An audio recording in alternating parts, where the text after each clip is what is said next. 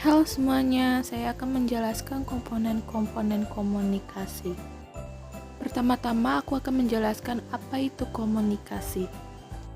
Komunikasi sebagai pengiriman makna, transmisi rangsangan mempengaruhi apa yang dipikirkan oleh orang lain, hubungan antar manusia atau berbagai pengalaman. Komunikasi juga didefinisikan sebagai sebuah kajian keilmuan yang melibatkan seni berkomunikasi, dan karenanya dibutuhkan suatu keterampilan untuk berkomunikasi. Selanjutnya yaitu fungsi komunikasi.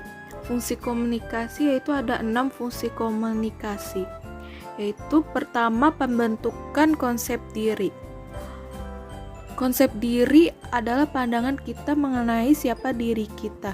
Semua itu diperoleh lewat informasi yang diberikan oleh orang lain kepada kita.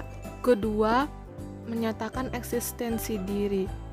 Mengutarakan siapa diri kita kepada orang lain atau kepada rekan-rekan kita. Siswa yang aktif di kelas dapat dipandang sebagai bentuk eksistensi dirinya yang ingin berbeda dengan kawan-kawan lain. Dengan berkomunikasi, kita bisa dipandang oleh orang lain keberadaan kita. Dan ketiga, melangsungkan kehidupan. Komunikasi melalui sentuhan orang tua sebagai upaya respon orang tua mengajarkan kita arti kasih sayang, makna cinta, rasa hormat, dan rasa bangga. Selanjutnya, keempat, memupuk hubungan. Melalui komunikasi kita dapat memenuhi kebutuhan emosional dan intelektual kita dengan cara memupuk hubungan yang hangat dengan orang-orang di sekitar kita. Selanjutnya, kelima, mengekspresikan perasaan. Seseorang dapat mengungkapkan perasaannya melalui pesan-pesan verbal dan nonverbal. Siswa yang sudah lulus ujian mengekspresikan kegembiraan dengan berbagai cara seperti sujud syukur, meloncat, berteriak, atau menangis terharu.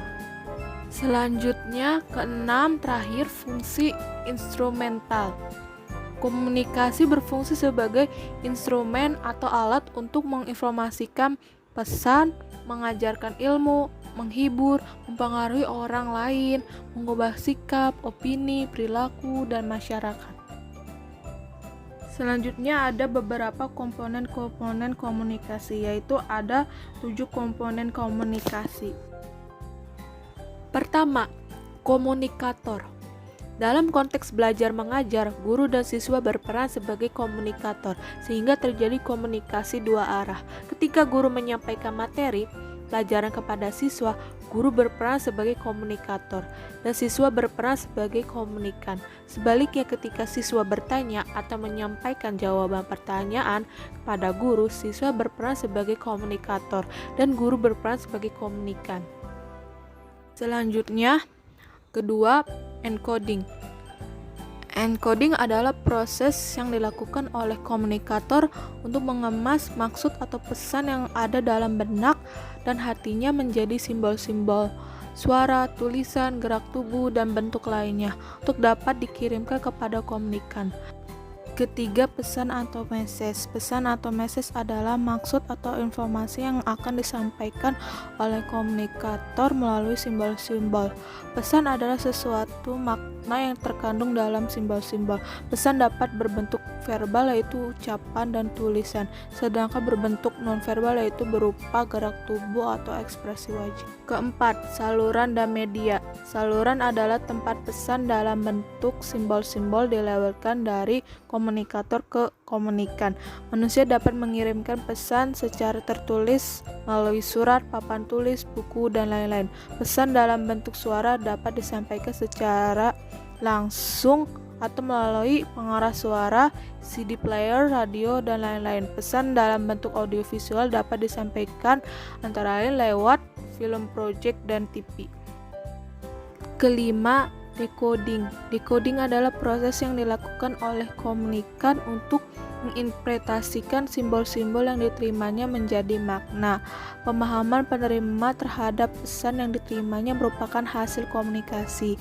Pemahaman siswa tentang penjelasan guru atau sebaliknya, interpretasi guru terhadap jawaban siswa adalah proses penyandian ulang atau decoding. Keenam, komunikan. Komunikan adalah penerima pesan atau individu atau kelompok yang menjadi sasaran komunikasi. Ketika guru memberikan penjelasan kepada siswa, siswa berperan sebagai komunikan. Sebaliknya, ketika siswa menyampaikan jawaban atas pertanyaan atau usulan kepada guru, gurulah yang akan berperan sebagai komunikan.